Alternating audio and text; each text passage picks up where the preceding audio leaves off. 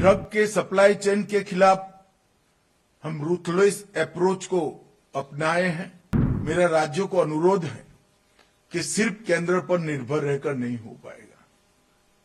केंद्र सरकार जरूर मदद करेगी, तकनीकी मदद भी करेगी, आर्थिक मदद भी करेगी, मगर राज्य सरकार ने भी अपने बजट के अंदर इसके लिए कुछ हिस्सेदारी उठानी पड़ेगी। मैं विगत 6 साल से बड़े आग्रह के साथ देश के हर हिस्से में जाकर बताया है, नारकोटिक्स का कोई भी केस इंडिविजुअल केस नहीं हो सकता। एक एक केस को एक केस मानने की जगह उनका नेटवर्क ध्वस्त करने का हथियार मानने की जरूरत है, तभी जाकर हम इसको लॉजिकल एंड तक ले जा पाएंगे। जब उनको मालूम पड़ेगा कि पैसा भी चला जाता है, बदनामी भी होती है और जेल में भी जाना पड़ता है, तभी जाकर ये प्रवृत्ति बंद होगी। हमने 2019 से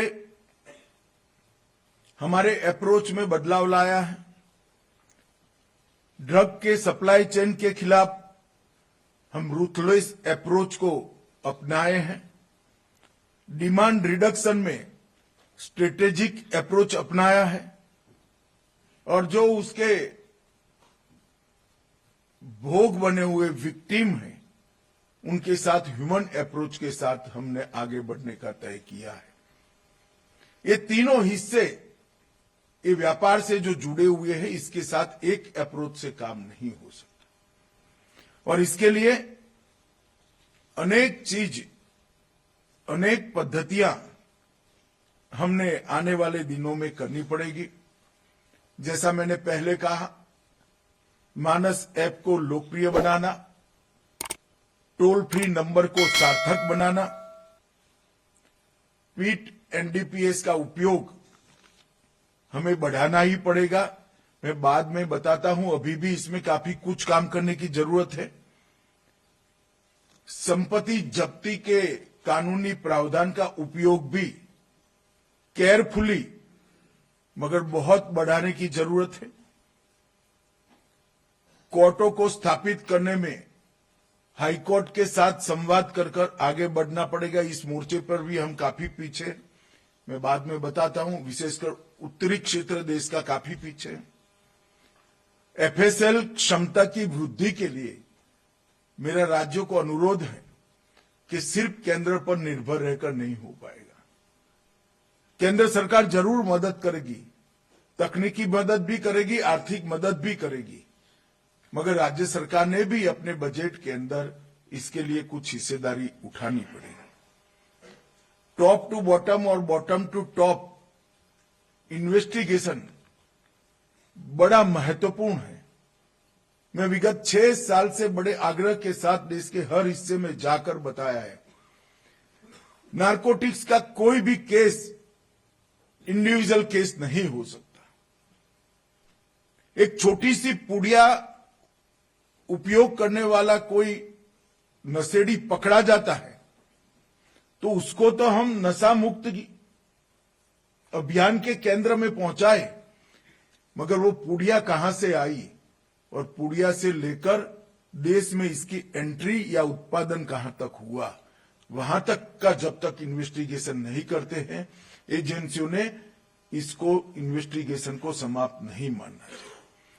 और देश की बॉर्डर पर, समंदर पर, एयरपोर्ट पर, बंदरगाह पर कहीं पर भी बड़ा जत्था पकड़ा जाता है तो फोटो खिंचाकर संतोष प्राप्त करने की जगह वो छोटी पुड़िया तक बनकर किस प्रकार से नीचे पान की दुकान पर पहुंचना था, वहां तक हमने इन्वेस्टिगेशन करना चाहिए। इस प्रकार के सम्मेलन में दिखाने के लिए कुछ अच्छे उदाहरण बने हैं, मैं इसको अप्रिशिएट भी करता हूं, परंतु मेरा आग्रह है सुपरवाइजरी अथॉरिटी से एक एक केस को एक केस मानने की जगह उनका नेटवर्क ध्वस्त करने का हथियार मानने की जरूरत है, तभी जाकर हम इसको लॉजिकल एंड तक ले जा पाएंगे।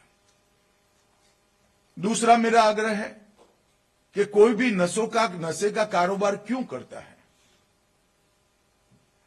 तो आर्थिक उपार्जन के लिए करता है, पैसा कमाने के लिए करता है।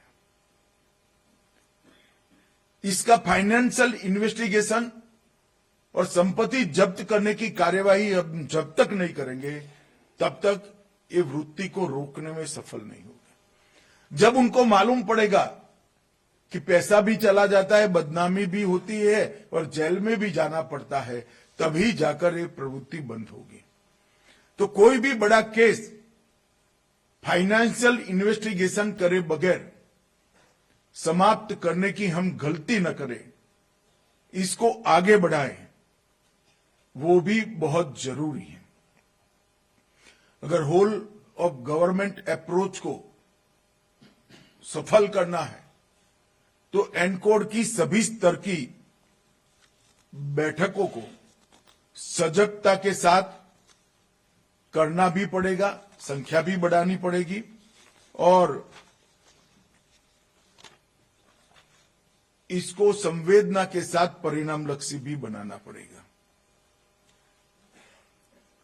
इसमें भी अभी मैं आग्रह करना चाहता हूं राज्य के सभी डीजीपी, मुख्य सचिव और मुख्यमंत्री, राज्यपालों को कि जिला स्तर की बैठक पर आप जरूर भाग दीजिए। जिला स्तर पर शिक्षा विभाग, जेल, आरोग्य विभाग,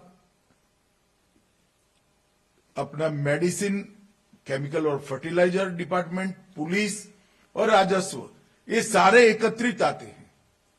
और अगर एक जिले को हम नशा मुक्त करते हैं तो देखते देखते देश को नशा मुक्त कर देंगे। और जिला पर स्तर पर रणनीति स्थानीय परिस्थितियों के अनुसार बनाई और वहां से ऊपर केस भेजने की व्यवस्था कर दी तो मुझे लगता है कि हमें भारी सफलता मिलेगी। और वहीं पर जब्ती के दौरान जियो टैगिंग, टाइम स्टैंपिंग और वीडियोग्राफी, इसका हमने बड़ा आग्रह रखना पड़ेगा, तभी जाकर हम सफल होंगे।